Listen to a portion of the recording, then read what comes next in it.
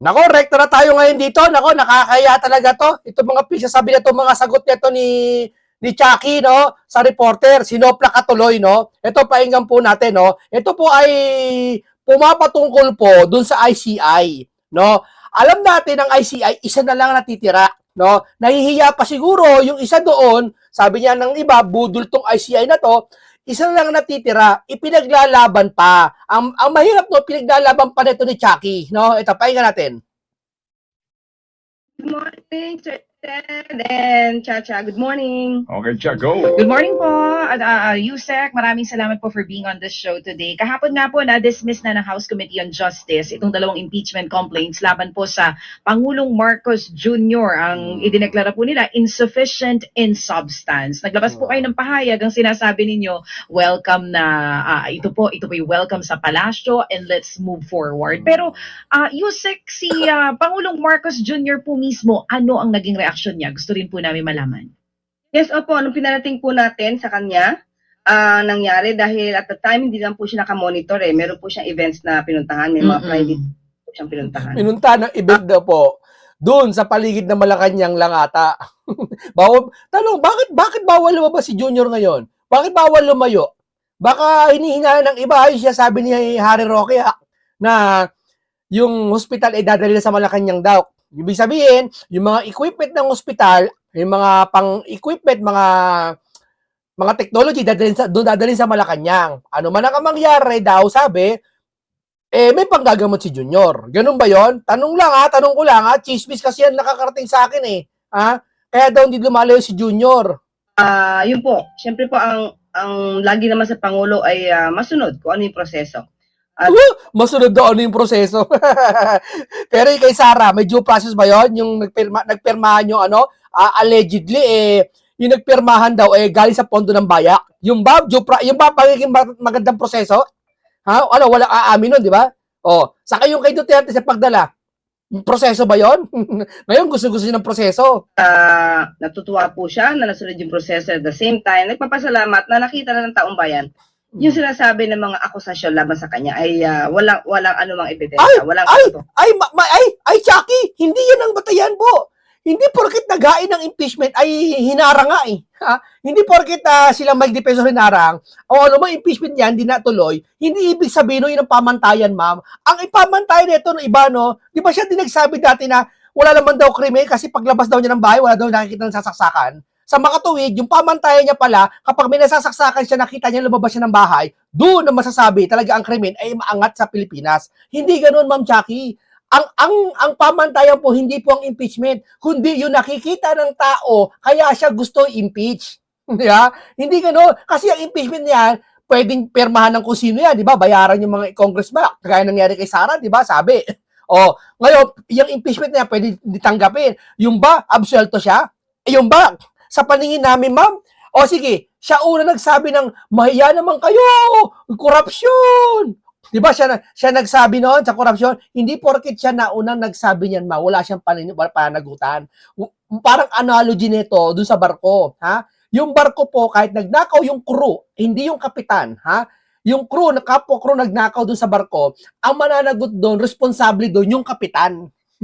Di ba? Sabihin mo, wala akong nalaman dyan. Di ba? So ano ba ito? Pakiramdam ng Pangulo, siya po'y vindicated na dito Yung mga tanong naman ni DJ Chacha, talaga pang-insulto eh. Kasi syempre may 1 year na rin po na sabihin na nating immunity sa paghahain ng impeachment complaints. Hindi ko masasabing vindicated eh. Kasi alam naman niya sa sarili niya na hindi magpo-prosper yon on his part. Hindi na magpo-prosper. Siyempre, paano magpo-prosper yon? Ay, yun yung isang representative na bilibid ko yun na si Junel eh. Anong sabi?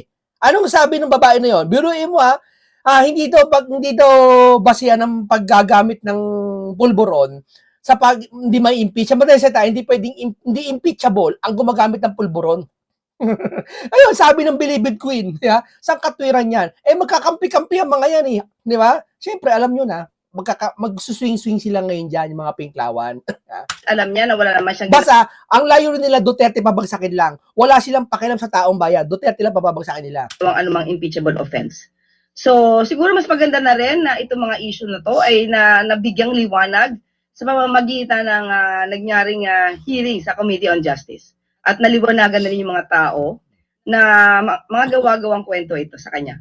Oo, kasi isa Gawa-gawang kwento, ibig mo palang sabihin yung flood control, kapabayaan niya.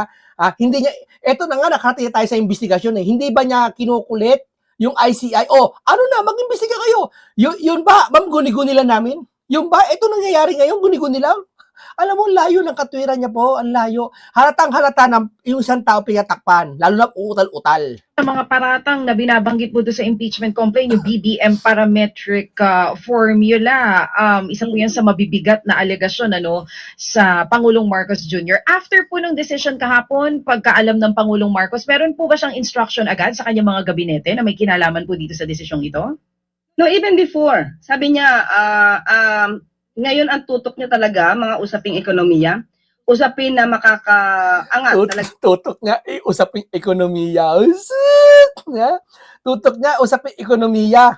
Yun, yung bata niya si Bendalo, yun, hinahamon ng China. Matapos hamunin, nag-ceasefire. Yun ba, hindi niya sinisita yun? O nagtatrabaho pa rin siya, kaya wala siya karapatan sitayin yun. Dapat yung mga ganyan sensitive na bagay, lalo na pinagtatalunan na yan, yung nakarating sa Senate na yan, yung si Bendalo na yan, malaking malaking damage yan sa ekonomiya natin. Ba't di nangingialam Pangulo? Sabihin mo, nakatutok sa ekonomiya, saan banda? Di ba? Sa buhay ng bawat Pilipino. Yun talaga yung kanyang mensahe sa amin, even before, bago pa man yan nangyari. Ang gusto ng Pangulo... Alam mo, ma'am, mas magaling ka kaysa Pangulo. Huwag ka magagalit, mas nagagalingan ako sa'yo kaysa Pangulo. Totoo lang. Di totoo lang, aminin ko, mas magaling itong si Claire kaysa sa Pangulo. Totoo lang, mama. Huwag kang magagalit, okay lang? Mas nagagalingan ako sa'yo kaysa sa Pangulo mo. Karoon kami na meeting with the economic team. Tutukan na natin na ekonomiya ngayon. Mas ngayon dapat umangat yung buhay ng bawat tao. Hindi lagi nyo naman po yan sinasabi, na kumbaga ang Pangulo, kahit may mga umuugong na may maghahain ng impeachment complaint, siya po ay nakatutok lang doon po sa kanyang trabaho. Pero parang insulto naman, para bang sinasabi mo na ang kaya lang gawin ng Pangulo ay puro trabaho lang. Hoy, alam mo sa isang kahit company, hindi lang puro trabaho ang kagawin mo. Tandaan mo yan. Sa opisina mo ba, puro trabaho ka lang? Kailangan mo na makisama. Kailangan mo makapagbigay ng idea kung paano umunlad yung opisina nyo. Di ba? Meeting ka sa iba. Ganun. ko lang po, yung sinabi nyo nitong nakaraan na wala talagang merito itong mga reklamo mula pa noong umpisa, ito'y hearsay, gawa-gawa lamang. Pero para sa inyo, Attorney Claire, ano talaga yung pinakamalinaw na dahilan kung bakit hindi po lumusot itong dalawang impeachment complaints? Wala talagang basihan eh. Sabi nga ng karamihan dyan, nasa dyaryo, nasa news, speculations, conclusion na ginagawa nila na walang factual basis. So maliwanag naman po eh. At hindi naman po talaga yun na... Walang factual basis, paano walang investigasyon nangyayari sa kanya. Hinaharang, unang impeachment niya doon kay Mike de la Debate, pero hinarang eh. Nasabihin nyo, walang di ba?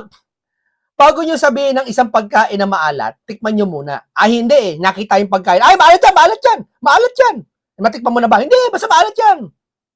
Yun sila. Di ba? Bago nyo husgahan ng libro, basahin nyo muna, ma'am. Di ba? Ganun lang yun. Kasi ipapasa nyo kay Mike Defensor yung mahalagang dokumento, ba't hinarang yun? Sige nga. Ano mang... Wala daw patungkol. Isabihin, guni-guni ito nangyayari sa amin. Sasabi ng iba, wala naman daw direksyon patungkol, sabi ni Boy Tago, wala daw direksyon, wala daw rektang tumutungkol kay Romualdez.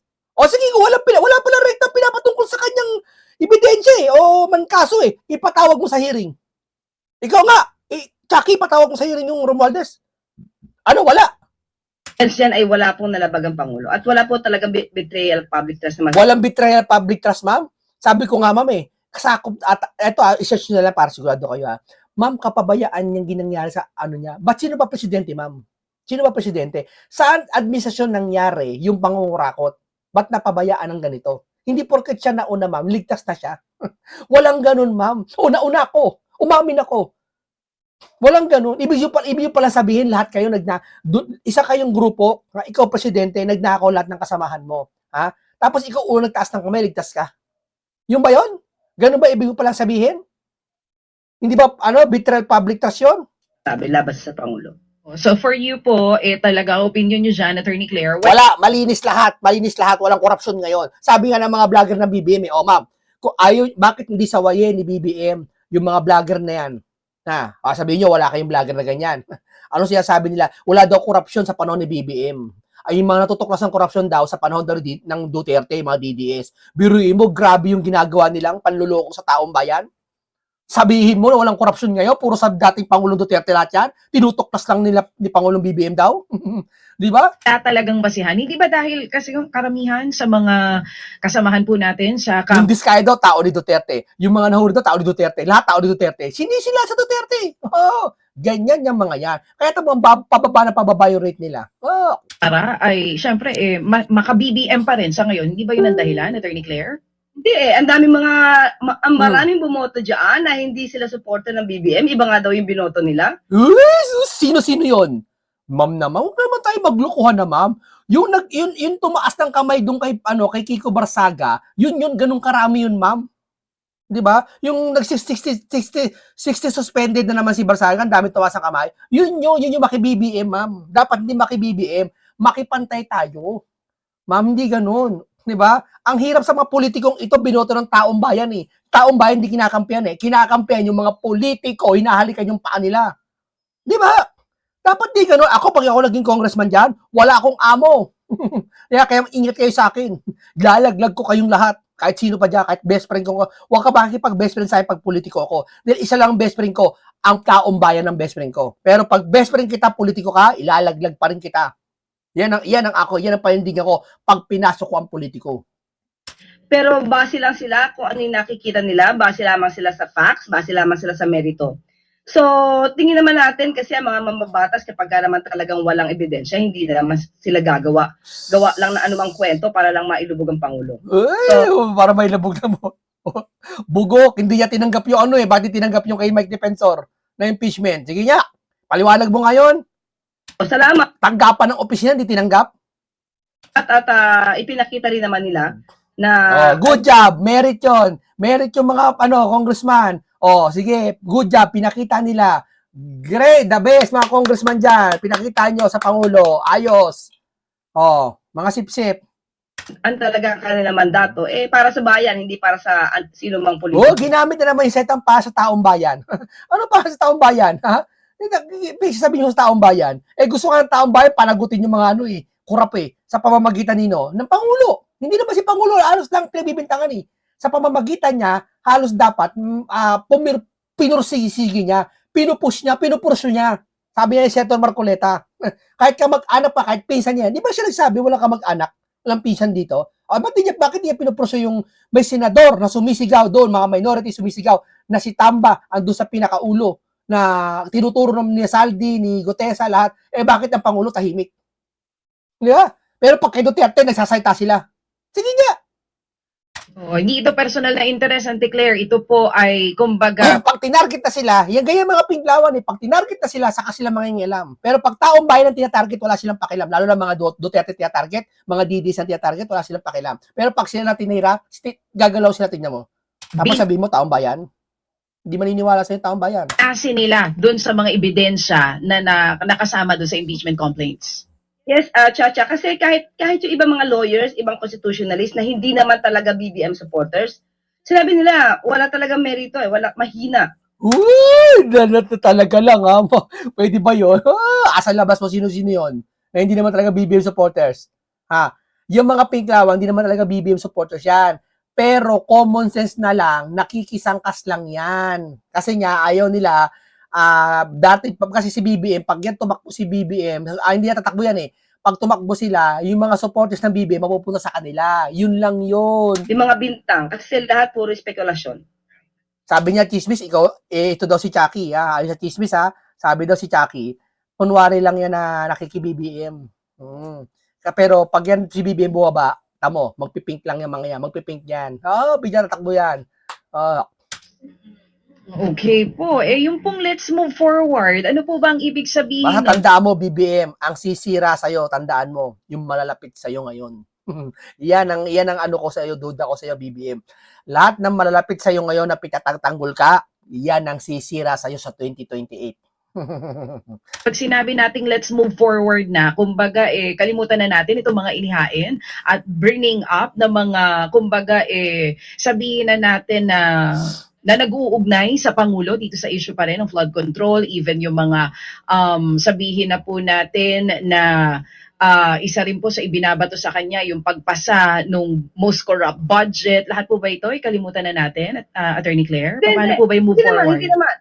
Kailangan pa rin yan kasi nandiyan pa rin ang pag-iimbestiga. Hindi po iiwan ng Pangulo ang issue tungkol sa anomalyang flood control projects.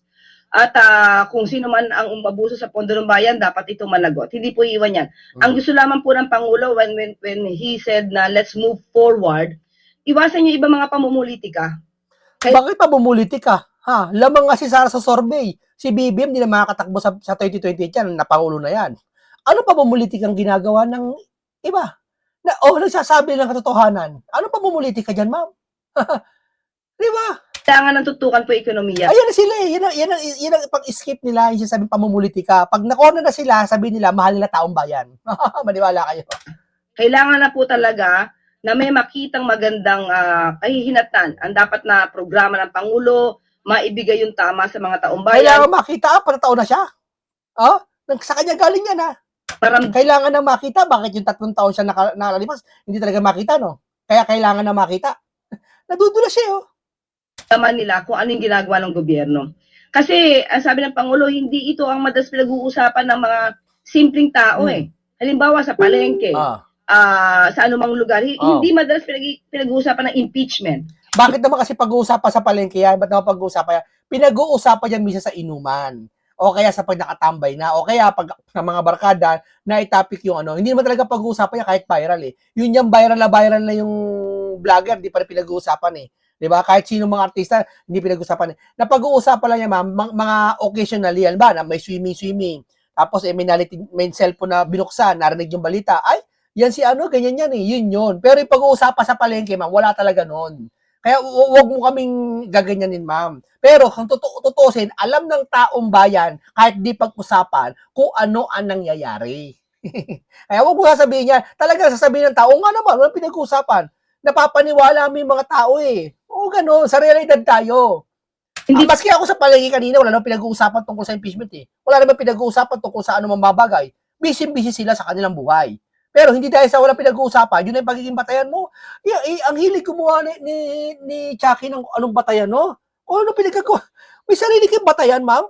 Pinag-uusapan yung mga budget. Ang pinag-uusapan dito, paano sila kakain, paano mamumura ang presyo ng bilihin.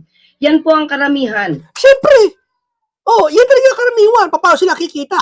Na issue sa ordinaryong Pilipino. So, yun po yung gustong tutukan ng Pangulo. So, kung meron bang po, kailangan pang pag-iimbestiga, nandiyan naman po ang ombudsman. Nandiyan po ang DOJ. Hindi niya mabanggit yung ICI kasi wala na eh. Yung ICI, pilantod na eh. Po nila, mandato po nila yan, na talagang andyan po ang ICI, andyan po ombudsman, hindi niya masabi. Siga, sa mga ganitong klaseng anomalya. May motu proprio po, especially ombudsman. Nauutal na. Meron po sila na power, motu proprio, to investigate yung mga klaseng ganitong anomalya. Tama na, paulit na. Attorney Claire, buti nabanggit niyo po yan, ano? Kamusta na po ba yung ICI? Tingnan mo, binabanggit sa kanya. Hindi niya kasi binanggit ang ICI eh. Kasi inaantay pa rin po kasi ng mga tao ngayon yung pangako ng Pangulo na walang Merry Christmas. Pangako ng Pangulo. Yung pangako ng Pangulo, hindi naman totally Christmas na eh. Yung masabi mapakulong lang. Sige. Dahil big fish po kasi yung hinahanap nila eh. Hindi pa ba nila nararamdaman? Hindi namin nararamdaman. Hindi talaga. Napakulong mo, yung mga engineer lang? Normal yun. Sa tingin mo, may kakayahan ng mga district engineer, pati ang mga kontraktor, na makapagsulo sila magnakaw? Ang galing naman. Ibig sabihin pala, sila may hawak ng budget? Sila may hawak ng pera? Na budget? Yung ba, ibig mong pala sabihin, ma'am? Yung bang nagpagawa ako ng bahay, kinurakot ko yung bahay, yung budget, at pinagawa ko sa mga construction worker. Construction worker, kukulong ko? Pati yung foreman, kukulong ko? Pati engineer, kukulong ko? Sa tingin mo, makakakuha sila ng pera kung di dahil sa akin? Ako yung big fish? Come on! Di ba nila nararamdaman kung anong ginagawa ng Pangulo, ng administrasyon, ng DOJ? Hindi namin naramdaman kasi yung ICI isa na lang. Ombudsman, pati ng ICI. Parang marami naman po yatang nakulong. Binilisan niya yung ICI eh. Pero, hindi pa naman po tayo natatapos.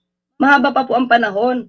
Nagkataon lang po, nasa kamay na po kasi ng ombudsman yung mga naipasa na complaint, yung mga na-recommendang complaint. So, independent body po ang ombudsman. So, sa akin po, nakikita, patuloy din po ang pag-iimbestiga at preliminary investigation ng DOJ at ng ombudsman.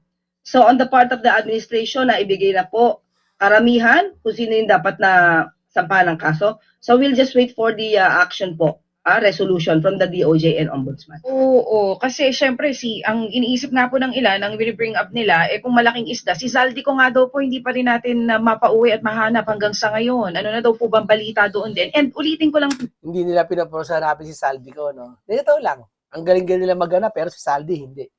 Biruin mo, paghahanap kay Saldi, sinasabi pa nila kung nasan si Saldi, ba't hindi nyo mahuli si Saldi? Ano meron? Kasi bakit? Ano ba? Chismis lang to tanong lang pero kinuha ko sa chismis Totoo ba yung chismis na si Saldi ko nakipag-deal na? Kapalit na wag huhulihin siya? Na wag Totoo ba? Sagot! yun po, Attorney Claire, yung sa ICI po ba, tapos na sila sa kanilang mandato at trabaho? O magtatalaga po muli ang Pangulo ng mga kapalit, nung pong nawala na mga kasamahan po dyan? Naghihintay po ang Pangulo kung ano po yung kanilang magiging report at kung ano po yung magiging recommendation mismo po ng ICI. So doon lamang po gagawin ang Pangulo kung ano po ang maibibigay na report ng ICI, kung anong kailangan nila, pwede po nila sabihin sa Pangulo dahil nung huli po kaming nagkausap, nagkaroon na kami ng meeting patungkol po dyan, ang sabi po niya, nasa ICI po, kung ano po ang recommendation nila, yun lamang po nila. Nasa ICI daw, isa na nga lang Ikaw naman talaga. Isa na nga lang, nasa ICI. Susundin ng Pangulo. Nasa mga ICI. Ano po ang inyong tugon dito sa mga nagsasabi pa rin na yung naging desisyon doon po sa impeachment complaints, once and for all, para lang po malinaw, na may impluwensya ang Pangulo dito. Kahit pa po sinasabi niya na wala, ang House Majority Leader po ay ang kanyang anak at iniuugnay din siya na doon sa Speaker of the House ay close po siya. Ano pong tugon ng palasyo dito?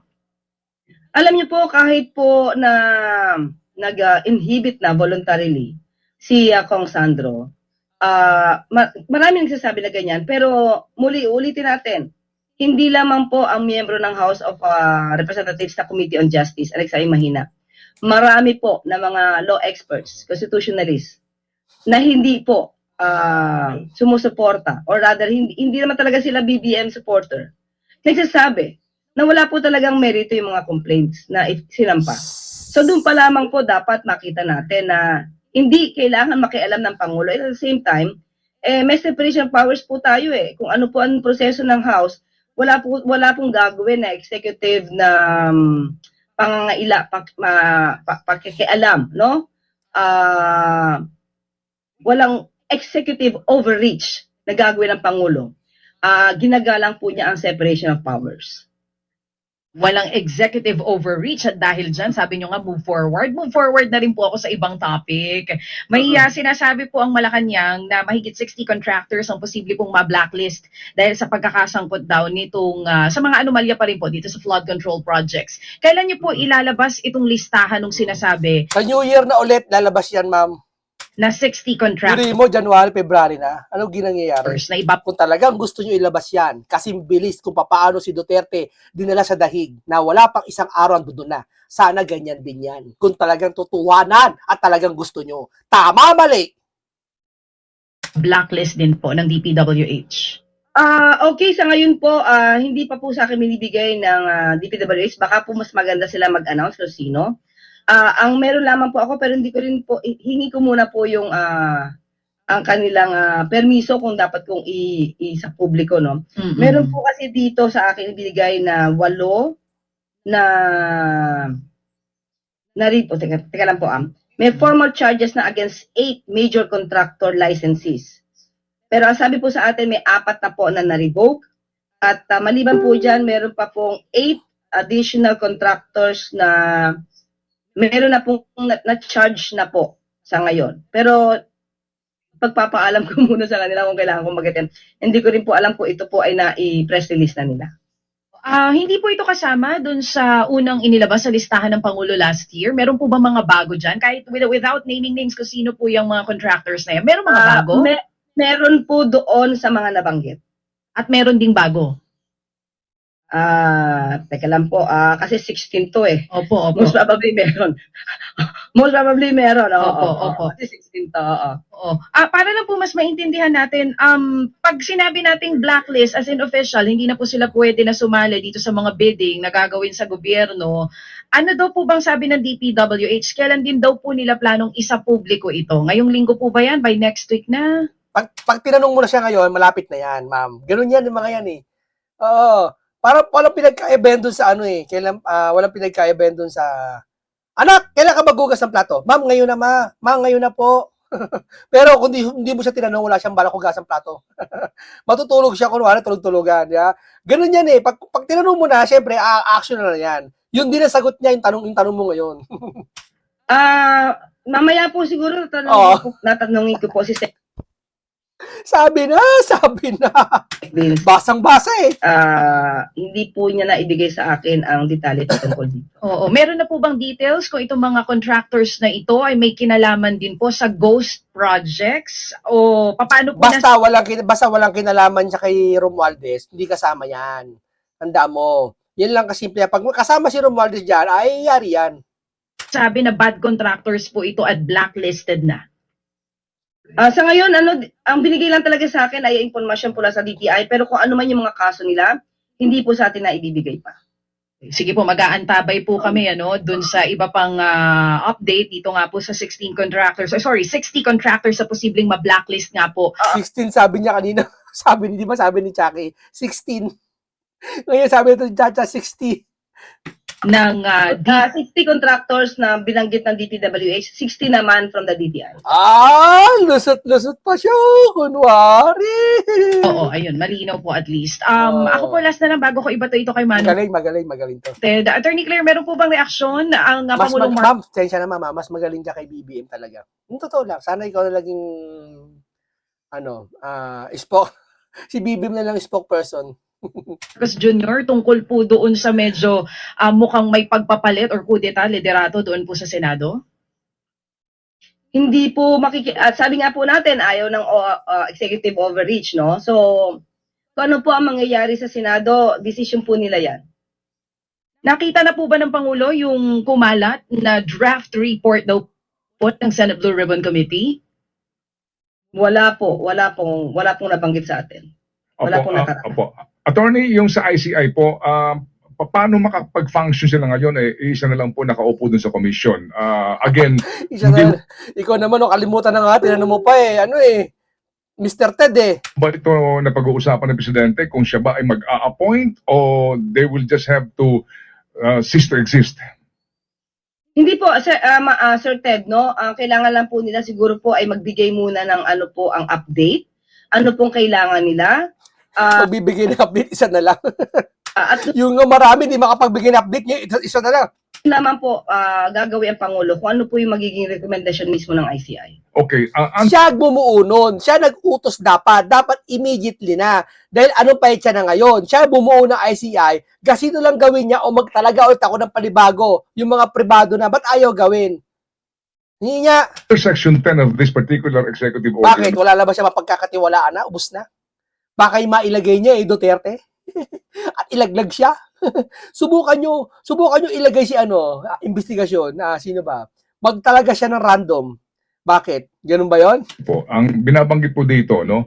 The ICI shall be Kasi rendered... yung ICI niya, pinakamalakas na yan Malakas siya, dati yung mga mga Supreme Court atay sa dyan Malakas na yan Solid na talaga yung mga yan Di ba? Nawala na, nagbulgar na, magalong, malakas yan. Sa pakikukuha ng mga ganyan, wala na. Kaya siguro hindi na mabubuo yung ICI, ubos na yung mapagkakatiwala ang tao. Na alin? Na baka mailaglag sila. Functus officio upon the accomplishment of the purposes for which it was created or unless sooner dissolved by the President. So, mangyari kaya ito? Kasi nga, dalawa na po yung nag-resign, wala pang bagong appointment, paano po?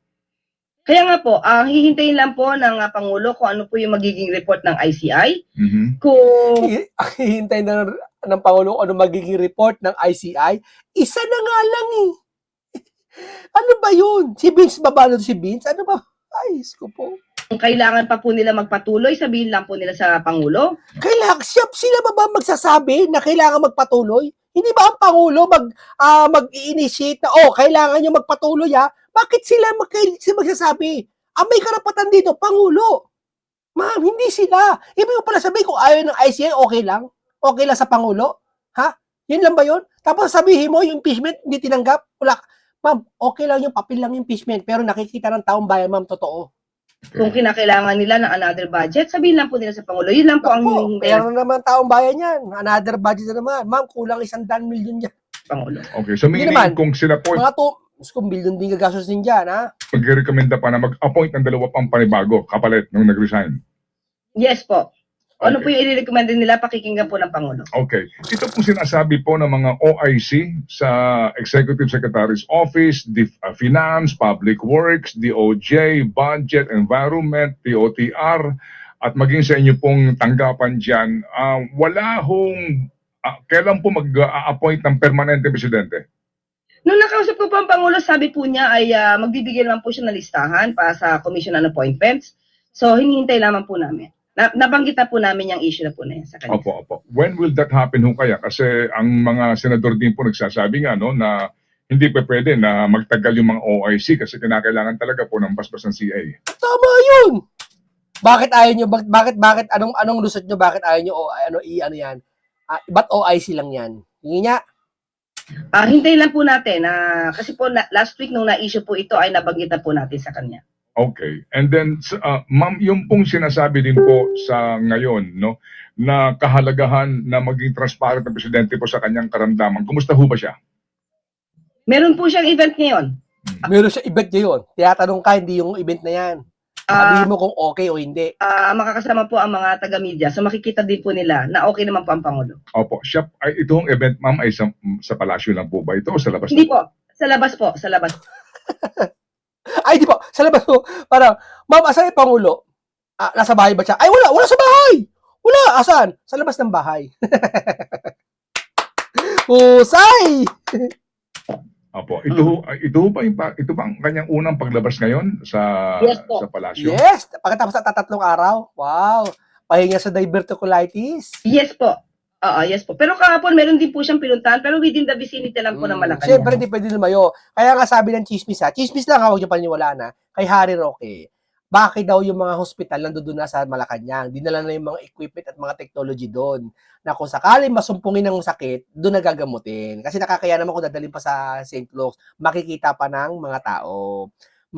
Kumbaga, sisingaw pa yung baho. Yun ang sabi ng chismis kay Harry Roque Okay. With the PSG po. Pero bukas mamaya Ba't di makalabas, ba't di makalayo?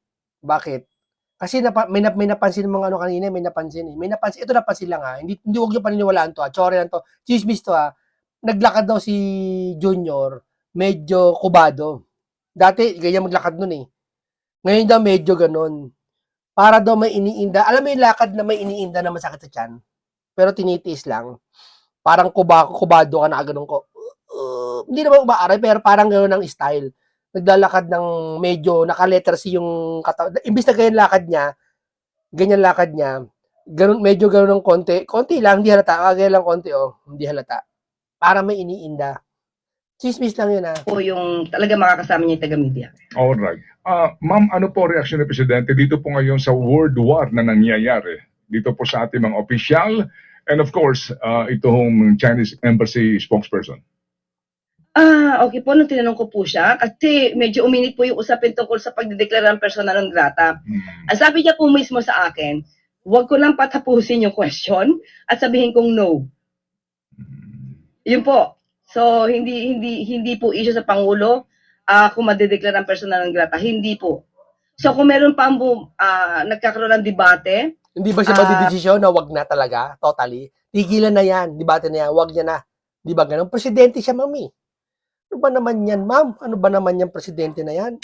sa mga senador at sa ibang mga mababatas natin, yan po Kung hindi mo kalabitin, hindi puputok naman ay kalayaan nila kung ipahayag kung ano po yung nasa sa loob nila. Pero firm naman din po ang Pangulo sa posisyon natin, no, ng administrasyon. Ipaglalaban natin kung anong karapatan ng Pilipinas, anong interest ng Pilipinas sa West Philippine Sea. Ipaglalaban natin at sabi nga niya, not even an inch should be surrendered to a foreign powers. Wala naman, hindi naman hindi naman, atin talaga yung WPS nila lang. Ang pinaglalaban lang ni Senator Marcoleta, yung ipatala. Saka hindi porket yung WPS na yan, makikipag-away na tayo sa China. So, pero ito po, ang pakikipaglaban po natin, matatag, matibay, pero diplomatic po. May kasamang diplomasya. Okay, and with that po ma'am, nakipagpulong na ho ba ang Presidente sa DFA Secretary to perhaps pacify the issue? Nagkausap naman po sila at nagbigay na rin po ng pahayag ang DFA na yun pa rin po, bilin ng Pangulo ay gamitin po ang diplomasya, lalo na pagkatungkol sa yung bilateral issues. Tama si Senator Marcoleta, di ba?